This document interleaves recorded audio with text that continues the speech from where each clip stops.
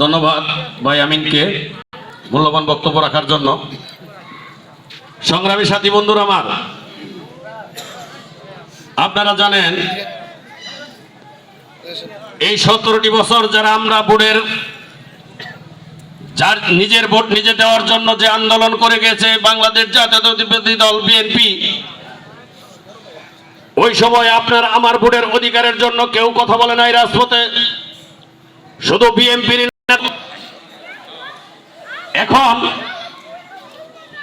5ই August যদি না আসতো, এখন কিছু নতুন মুখ দেখা যাচ্ছে, আপনাদের বাড়ি বাড়ি যাইতেছে, আপনাদের সাথে কথা বলতেছে।